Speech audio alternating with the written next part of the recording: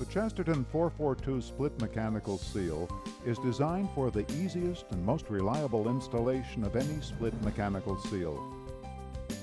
By following the simple steps covered in this video, you will be able to quickly and accurately install the 442 in your equipment.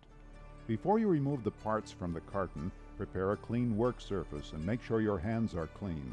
The seal components are individually packaged to keep them free from any contaminants that could cause unreliable operation or premature failure. The necessary installation accessories such as hex keys, silicone grease, and installation instructions are also included for ease of installation. Before you begin the installation, be sure to read the instructions so you can follow the simple steps as described. Rotating equipment in good operating condition is essential to mechanical seal reliability and performance. Make sure your equipment meets the equipment parameters outlined in the installation instructions. Begin by disengaging the two socket head cap screws from the gland. With the gland on the work surface and the springs facing up, separate the gland halves. Make sure you remove all packaging material in the gland halves. You now have access to the rotary holder. Disengage the two socket head cap screws from the rotary holder and place the halves on the clean work surface. Take the stationary and rotary seal faces out of their packaging and place them on the clean work surface. Open the ball and socket joints of both the stationary and rotary O-rings by carefully pulling at the O-ring seam. The rotary O-ring is slightly longer than the stationary O-ring and is marked with a purple dot for identification. Lubricate the rotary holder gaskets and O-ring with the silicone grease included. Make sure they are properly seated in their grooves. Grease the gland joint gaskets. Make sure they are also properly seated in the gland grooves. Begin the assembly by placing the rotary holder halves around the shaft. There are two methods to properly set the rotary holder to the shaft. The enhanced 442 uses installation spacers that are attached to the holder, allowing hands-free setting of the holder. The standard 442 uses a Y-shaped spacer that must be held in place. We will illustrate both methods here in case you have both versions in your facility. Setting the 442 rotary holder with a Y-shaped installation spacer. Tighten the two socket head cap screws until snug but not tight on the shaft. Insert the Y-shaped installation spacer against the step on the inboard end of the rotary holder and slide the holder against the spacer and stuffing box.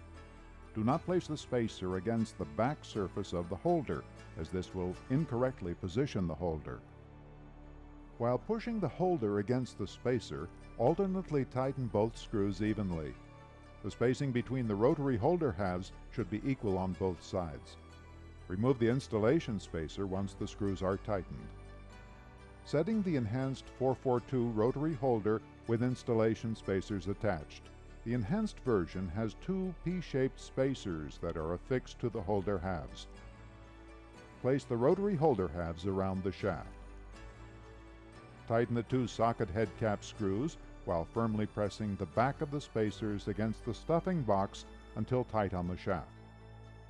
Remove the installation spacers once the screws are tightened and the spacing between the rotary holder halves are equal on both sides. The remaining installation steps for both the standard and enhanced versions are identical from this point forward. Affix the rotary O-ring around the shaft.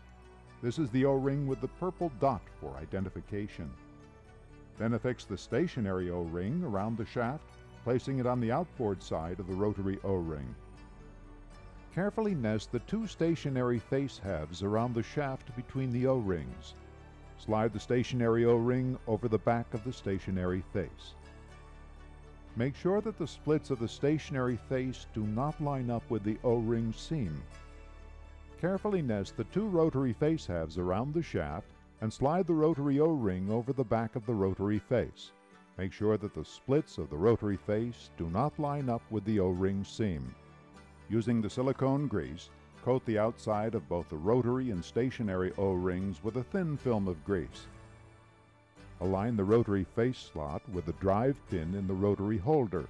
The slot location is indicated by a mark on the outside diameter of the rotary face. The pin location is indicated by a score mark on the outside diameter of the rotary holder. Carefully press the rotary face into the holder using the stationary face. When engaged correctly, the rotary face surface at the splits should feel smooth without any step or roughness. Align the rotary and stationary faces by pushing them together and check the location of the stationary face splits. Make sure the rotary and stationary face splits do not align on assembly. Take one gland half and place it around the external seal components. The gland split should be 90 degrees from the stationary seal face splits. Place the other gland half around the seal and bring the gland halves together. Align the gland springs with the slots in the back of the stationary. Fully tighten the gland socket head cap screws. These gland cap screws can be installed from either side. Install the adjustable gland tabs as needed for a 2, 3, or 4 bolt pattern. Evenly snug the mounting bolts to the stuffing box, keeping the seal perpendicular to the shaft. Do not over-tighten the bolts. No centering of the 442 is required. The internal face centering buttons will center the seal automatically.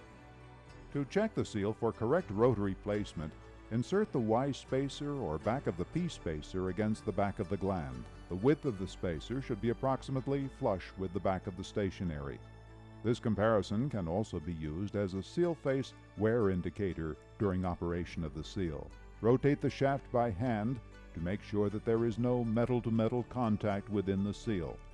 A slight drag may be found due to the seal faces, but the shaft should rotate freely. Take all necessary precautions and follow normal safety procedures before starting the equipment.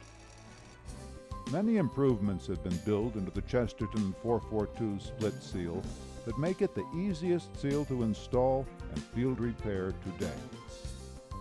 Understanding and following the simple steps described in this video and the installation instructions are the keys to achieving a quick seal installation and reliable seal operation.